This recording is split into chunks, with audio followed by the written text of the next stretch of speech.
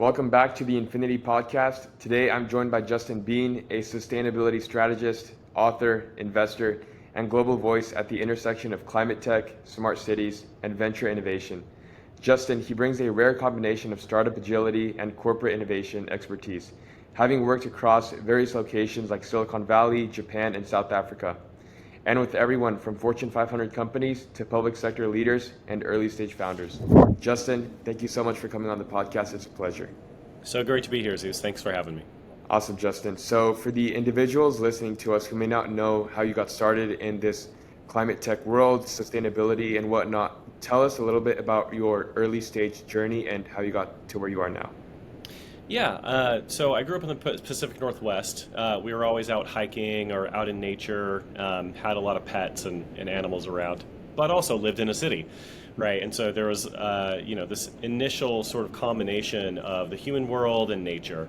As I studied in undergrad, I looked at things like sociology, studied economics and business, and thought about, how can we combine these and bridge these different disciplines so that we can think about how to create a new world using these existing structures like economics and business, et cetera, and do so in ways that don't destroy the planet that all of that operates within and that we all rely on to survive. So, I focused a lot of my studies in those areas and then got a chance to live and work abroad and met a lot of people that were working in, different types of disciplines like that, and saw that there was a trend of a lot of people asking kind of a similar question. People were waking up to the fact that we can't continue to do this forever the way we're doing it.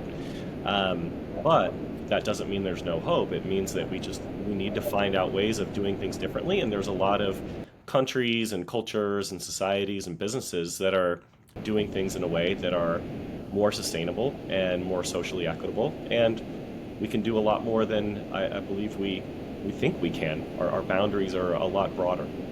Yeah, I completely agree, Justin. And tell us a little bit more about your experiences abroad. I'm curious to know how that was. Sure.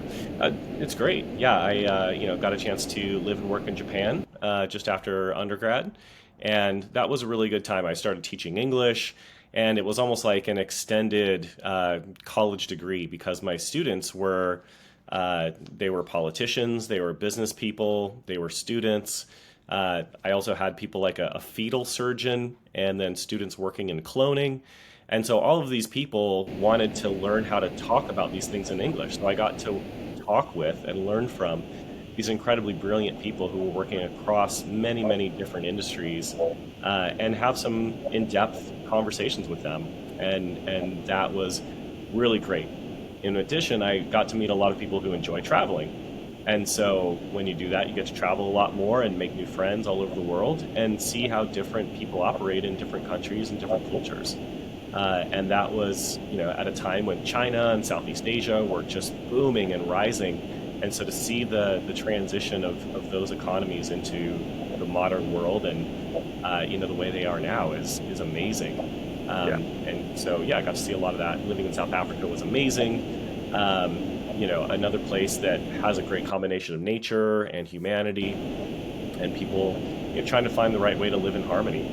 A lot of great projects going on down there too. Yeah, that sounds really cool. And I bet that global perspective obviously shifted like your focus in terms of business and everything that you have going on. So it actually leads me on to my next question, which was like, was there a specific moment or like an event that led you towards your passion for climate tech and impact innovation? Yeah, I'm sorry, I'm getting a bit of background sound on your side. I don't know if we can. Maybe you can mute yourself and unmute yourself. That could maybe do. Is that better? That is, yeah. It's better. Okay, sorry. Hopefully you can cut that part. And Why don't you ask the question again? My question was there a specific moment or an event or just a shift in mindset that really shifted you towards climate tech, climate innovation, and impact innovation? I think I always knew that I wanted to make an impact. There was more of a change of moving from we're all doomed, the world is collapsing, and the only way to survive is to think about prepping for the apocalypse, to seeing that there's a way that we can leverage this existing infrastructure of business and of the economy to take it forward in a way that is sustainable and can create abundance. So, seeing a country like Japan, again, that by nature has to be sustainable because it's a country that's just slightly bigger than the state of California, but has almost half the population of the United States, and it's mostly mountains.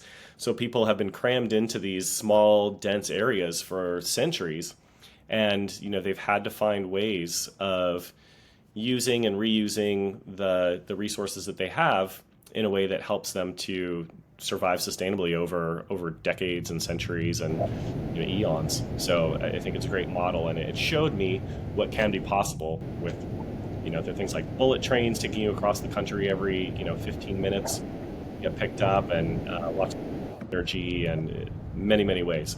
It's not perfect, no country is, but there's lots of great examples, and just seeing that inspired me to think about things differently and see that there's a path forward for humanity. Was there any certain, I would say, innovation or like new tech that you found over in the other countries that you felt like the US could implement here or something like that? Sure. At the time, they were pretty far ahead in renewable energy. And so the US was still having the debate about whether or not solar panels would ever be cost effective, and whether or not electric vehicles were just plugging into a coal plant just further away. But in East Asia, especially, they were already doing it. Many rooftops were covered in solar. It just made business sense. They were cutting the costs of the electric bill in these different buildings. Electric vehicles were starting to roll out in a lot of areas, especially scooters throughout China.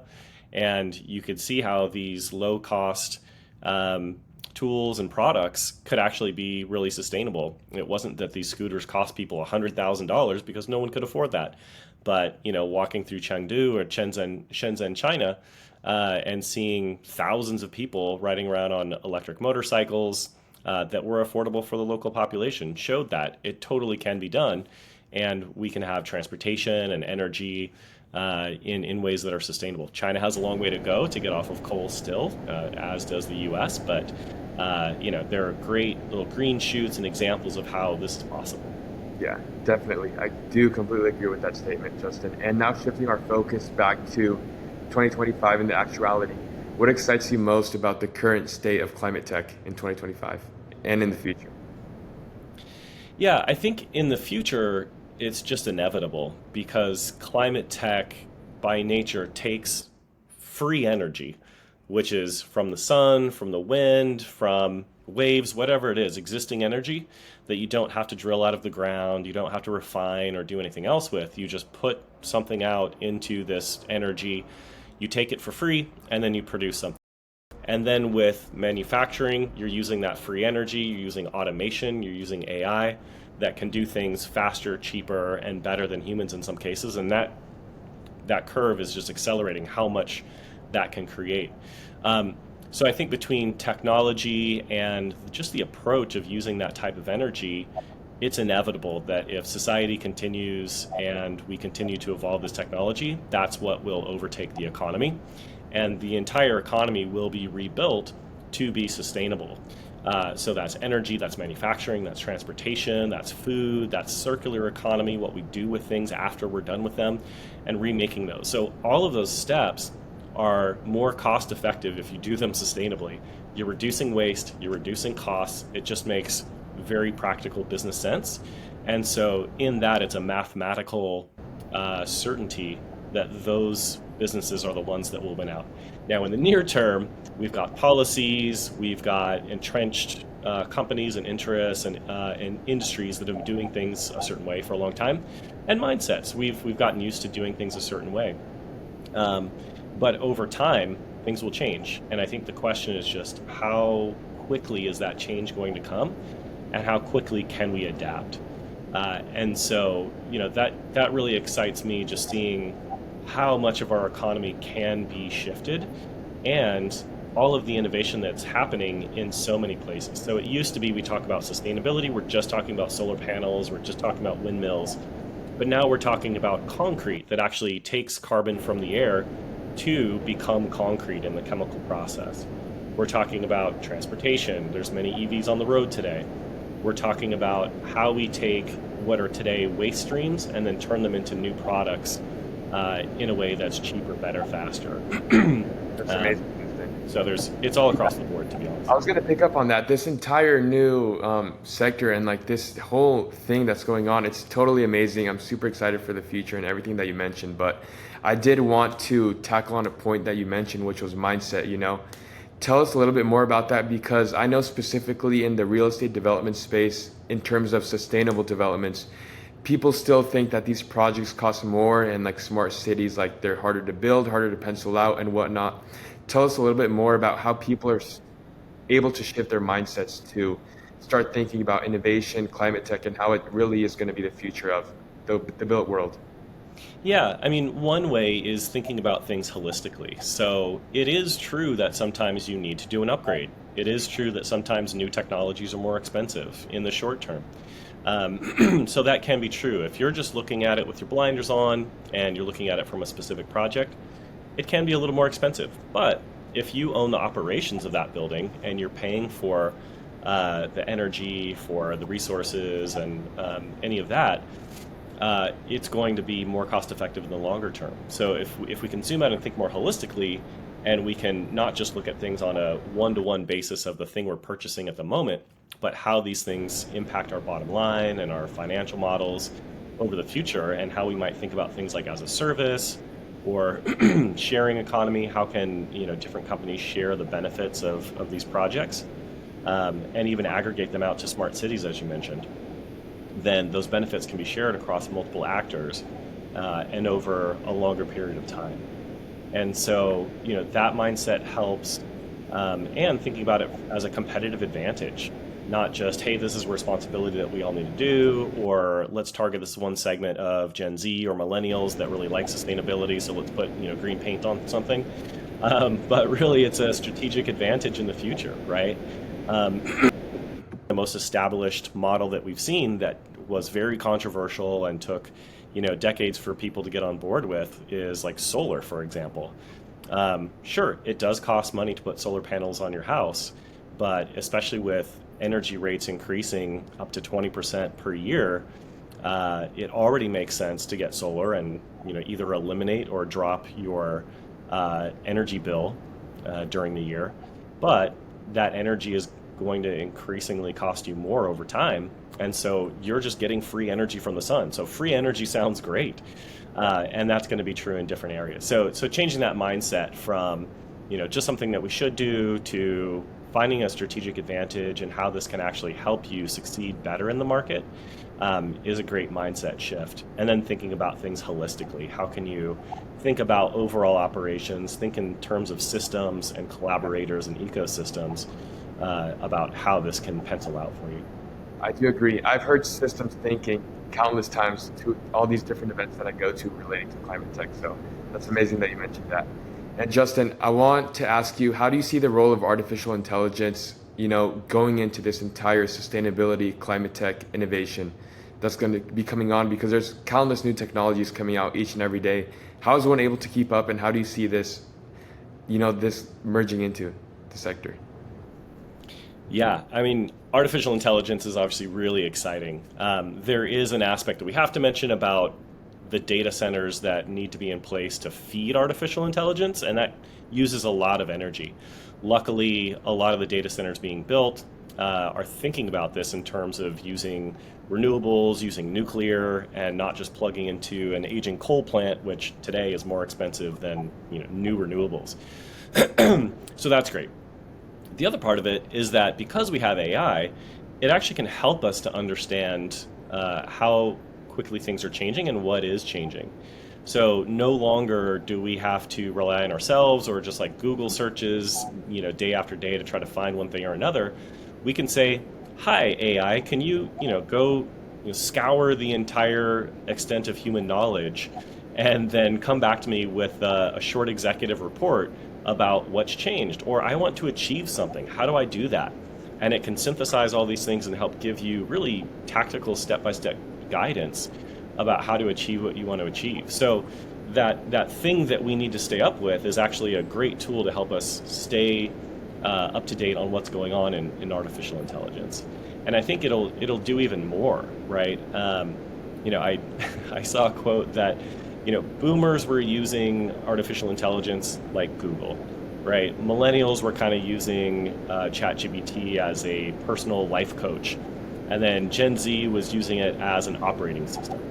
And I think it's going to continue to evolve in that direction, that we'll see AI as more and more of an operating system that we use to understand the world around us, to act in the world around us, and then empower AI agents, and then in the future robotics, to go out and do things in the world for us. So you can start seeing how things start coming together with AI and automation to not only empower people who have those tools and the access to tools, but as those costs come down from free energy from the sun once again to the automation and democratization of AI, that power gets democratized to people. And so we're seeing a multi-century trend of individual human beings being more and more empowered to do more in the world. Yeah. And there's good sides of that and there's bad sides, right? Someone who is a terrorist hold of that technology and find better ways of building bombs and carrying out all kinds of terrible activities. On the other hand, it can help us create a world of sustainable abundance where human society continues for centuries, millennia, and in a way that is, beyond what we can even imagine. So creating businesses, you could, have AIs help guide you on creating a sustainable business, and not only guide you, but start going out and doing some of that work for you with AI agents.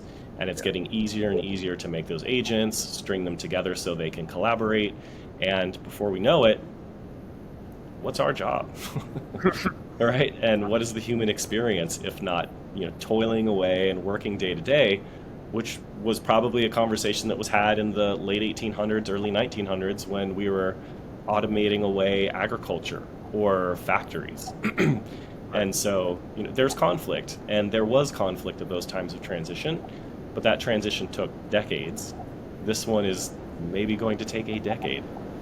And so we need to use these tools that we have to help us through the transition, to leverage it in a way that's positive and helps us build the future that we really want. And to do that, we need to be able to envision what that future is that we want, and go create it, instead of sitting on the sidelines saying, this is what's wrong, this is so terrible, the world's falling apart this way. We're all more and more empowered to do something about it. So I would say it's really exciting that everyday people are more empowered than ever to go out and do something about what they're worried about or excited about. And I hope that it shifts everyone more towards building and growing and collaborating in the positive direction of creating the world they want to see. And brings us to that type of world, rather than all the dystopias that we see in movies and on about Terminator type outcomes, or super lonely scenarios where we've already got a pretty lonely society. That this can bring us together and give us more community and culture and ability to create.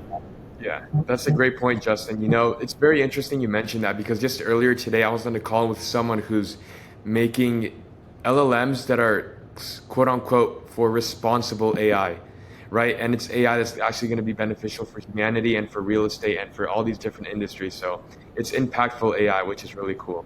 Yeah. Yeah. Justin, I want to ask you, how do you see the role of the government coming in with, these startups and these corporations in terms of changing the future and these different initiatives? Like how's the collaboration between these different P3s coming along? Yeah, so the government has been working on this for a while, and I've seen some of the conversations going on. Biden released AI guidance report. The Trump administration just earlier this week released another report and guidance on where it should go. So it's across both camps, right? So politically, it's something that's important to everyone.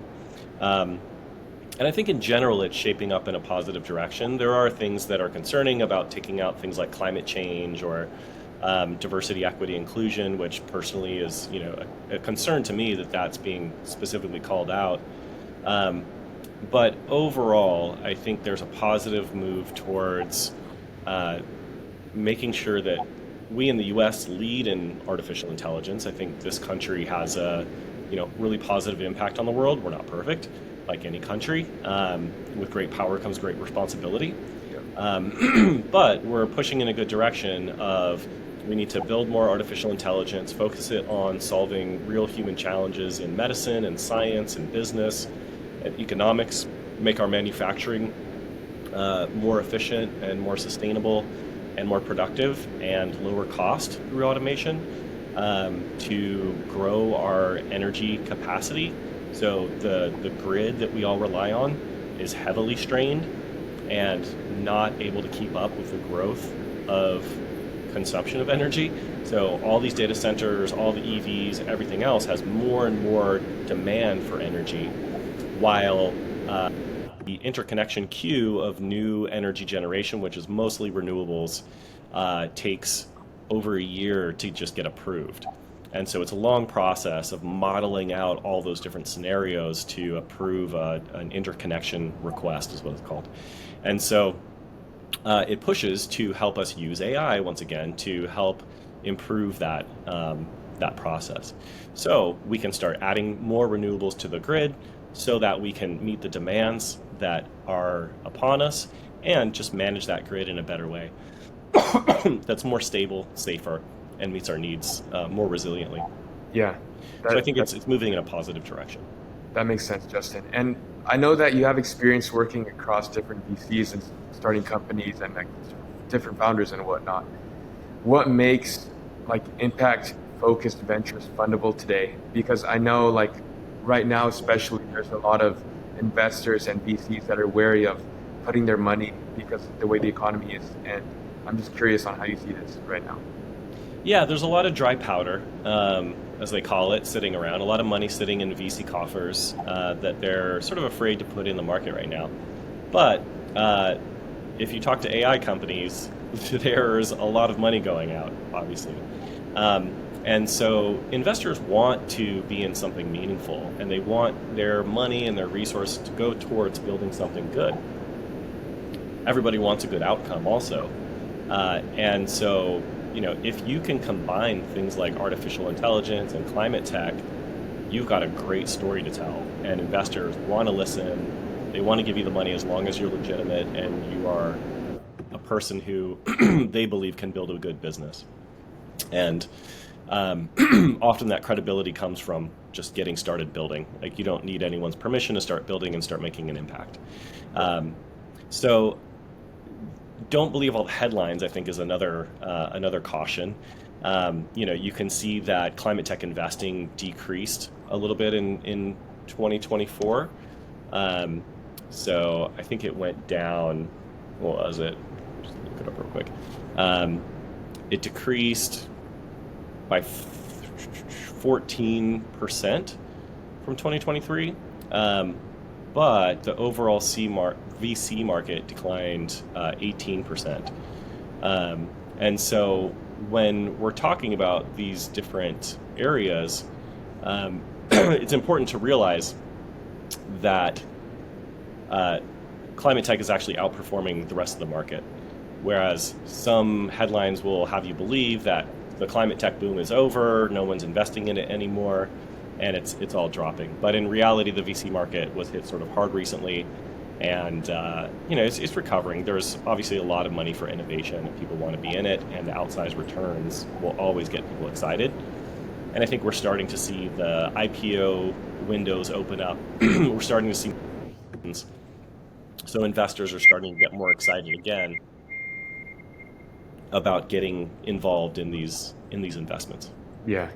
Justin, do you have any specific frameworks that you use to measure the viability of a sustainable company over the long run? Like, what are some things like as an investor or something like a VC should be wary about? Yeah, I think a lot of it, especially in the early stage, you can't really look at really sophisticated financial metrics like you can in a mature market. So when you're looking at stocks and looking at annual reports and shareholder reports, it's very different from looking at a seed stage startup. And so a lot of that is looking at, where is the world going? And a lot of this is about the thesis of what do you think is going to happen in society? Um, does this founder and does this team have what it takes to build something great? Do they have some kind of technology or IP that is defensible? Are they working on a great idea that can really go out there and change the game for people? You mentioned the Three Horizons framework, I believe, right? Yeah. Yeah. So the Three Horizons framework looks at things in terms of three curves. One is the business as usual curve, which is going to continue and then decline. Then you've got the future curve, which is rising, right? Very simple to understand. So think of like the current state as like fossil fuels. That's starting to decline. We all know that renewables are on the rise and will take over. But it's not that simple. In the middle is this third curve, which is sort of this battle space where these two scenarios, these two futures, are sort of fighting it out. And so with that comes conflict, but with that also comes the opportunity to see who wins and why and how, right? And so you can start looking at it through the lens of what types of advantages would a company have to succeed in different types of scenarios.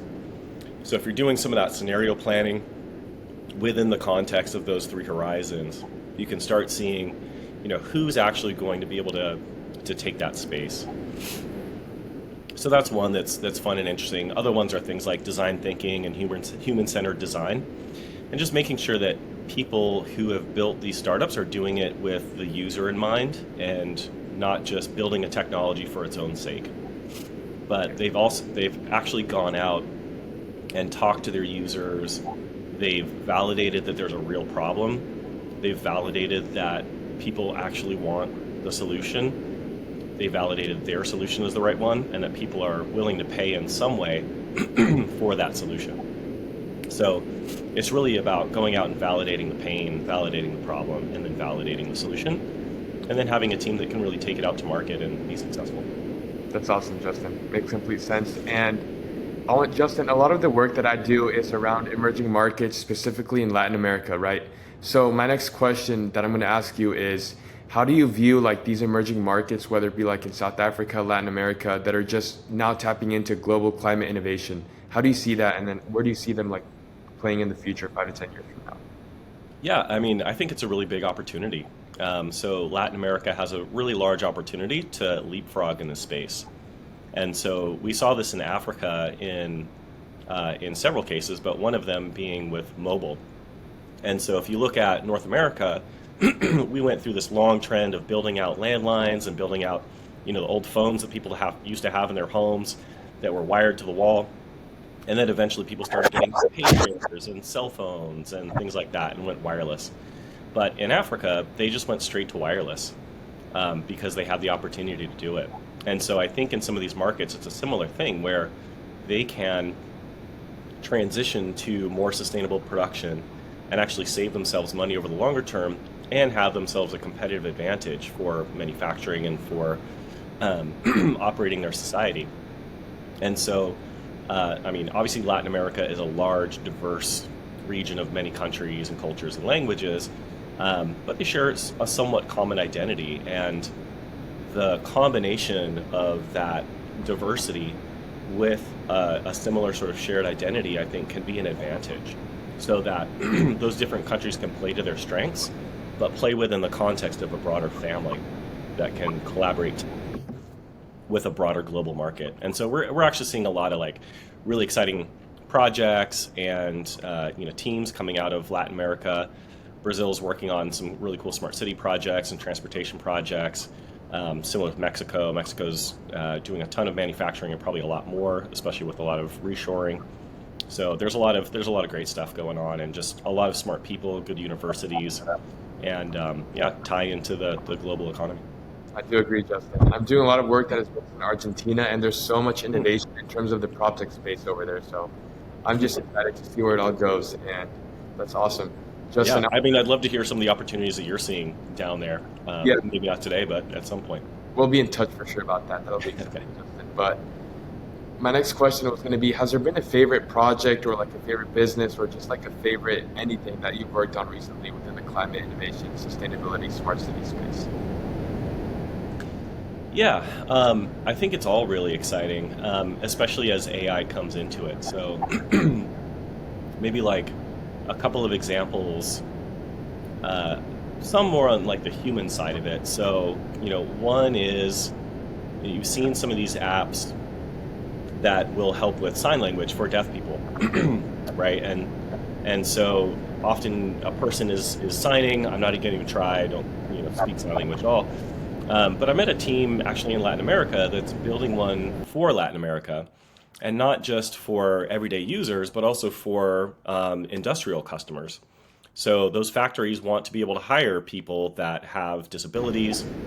Um, those people are often, more dedicated to their job. They, are very focused on what they're doing, and really want to work there. And so, being able to empower them with the ability to communicate via sign language in a way that they understand is going to be really helpful. So that was a really interesting team. Um, I think with climate tech, it often ends up being sort of a deep tech play. Hmm. And so often you have to build a lot of, science behind it, or the science is coming out of these universities. And so I'm seeing more of the startups trying to reach into the universities and tech transfer offices and be able to take some intellectual property that's been built within the university to solve a, technical or a science problem, and then have some entrepreneurs go and take that out to market and commercialize it. I think it's only like 2 to 5% of what's created in these universities actually makes it out to the market.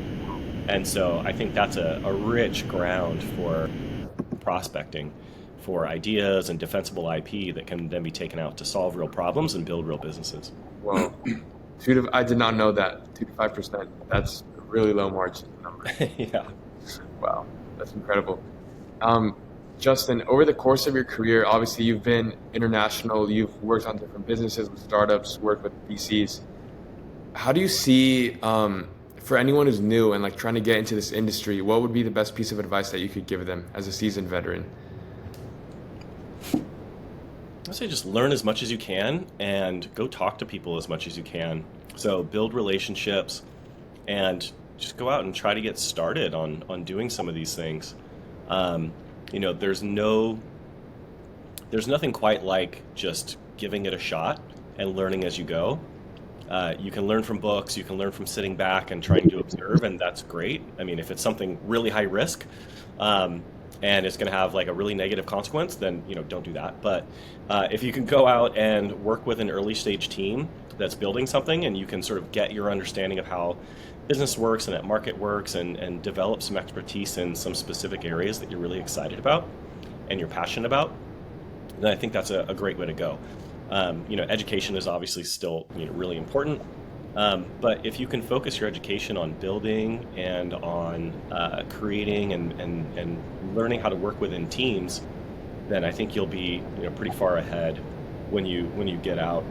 A lot of people graduate college and then are just kind of like, what do I do next? Or even high school. And they say, wait, what? Like real life is starting now? Like nothing was preparing me for what I was supposed to do once the bell stopped ringing. But it's a life that you have the opportunity and blessing and responsibility to create yourself. And so, yeah, it all comes down to like know thyself. Go have some experiences that help you get to know yourself better, whether that's travel for you or whether it's new music and relationships or whatever it happens to be. Find out what it is that you really like to do through trying things, and that'll help guide you towards what you want to spend your time working on and what's going to keep you excited and passionate. And then on the other side of that coin, once you on something, because I think a lot of people sort of wait for the perfect thing to come along. Instead, once you start working on something, you inherently get more passionate about it because you really are out there learning more about it and understanding the problem and talking to people who have the challenge that you're trying to solve. And that can help you develop more passion for that area. That's awesome. That's amazing, Justin. Cool. Thanks. Now, over the course of your career, what is the best piece of advice that you've received that you could share with our audience? Maybe I just tried to encapsulate that, but Just go and do it.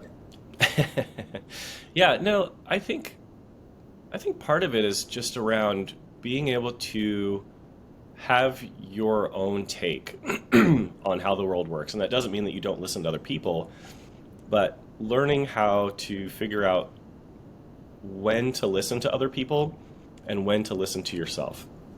And that can play out in a way like Warren Buffett, right? Where he says, like, be be greedy when other people are fearful, and be fearful when other people are greedy, right? So when everyone's super exuberant and we're at the top of the bubble, maybe think twice about a couple of these things. But when things look pretty dire, that's often a really good time to get in and start building, start investing, and get yourself into a place where you're going to be able to ride the next wave. And so I think climate tech is maybe in one of those places right now where, like, one, it's booming one way or the other, it's inevitable. But because of politics and because of a couple other headwinds, let's call them, some people are kind of not excited about climate tech investing or thinking, it's all kind of going away. It's really not. It's really working pretty hardcore. So it's a thesis that produces alpha over the long term and outsized returns, and is something that's reshaping the economy. And that's a great thing. If that does fail, you've got a lot more than money and career to worry about, because climate change is no joke. It's really happening. We're already seeing it, and there's a lot of negative consequences to it. So, go out and start building the better future and have fun doing it. You have amazing advice, Justin. I appreciate that. Thanks, Zeus. Yeah. Where can people learn more about you, your ventures, what you're doing, and everything that's concerned about your project? Sure. Yeah, I'm on LinkedIn, Justin Bean, and I also have a website, justincbean.com, and then you can find me on X at jbeano. And you have a book as well, right? Tell us more about that. Yeah, I have a book called What Could Go Right, and it's all about how we can envision that better future that we want. So, as I mentioned, so often when we think about the future, we're presented with these dystopian narratives and storylines, right? People think about robots taking over the world and killing all of us, which is horrible. Nobody wants a piece of that. But instead, like, if we really want to make a better world and we want things to go right, we need to envision first what could go right. And so asking that question as we go along, instead of just what could go wrong, let's avoid all the risks, let's stay away from anything that's bad, fear, all this stuff. Instead, it is actually more difficult to envision what could go right than it is to just envision the 35 ways things could go wrong, which is sort of the automatic take that a lot of people do. So, and it takes a little more courage because it, puts something up that other people can attack. But if you're able to get good at building those visions of what could go right, then it actually gives you something actionable, and it gives you something to create a roadmap towards, and then tasks that create steps for you to start working towards that and building it. So it's really all about that. And then I take Maslow's hierarchy of needs and adapt it from an individual to more of a societal framework and thinking about what might it look like if we achieve security in society and if we achieve community, all the way up to things like self-actualization. Like, what does it look like for a society to be self-actualized? And that was just an exciting book to write, and got to interview a lot of really interesting people that were working in different spaces, and it was a lot of fun. So I had fun writing it, and I hope people have fun reading it. That's awesome, Justin. That sounds super inspiring. I'm focused on writing a book right now, so Okay. it's just cool. It's really cool hearing everything from you, and I see you as a role model of mine, so I appreciate you for taking the time. Thank you. Thank you. Yeah, I look forward to reading your book. Thanks so Awesome. much for taking the time to write it Cool. and sharing what Awesome. you've learned. Well, I appreciate you for hopping on, and thank you for everything. Thanks for having me. Awesome. Bye.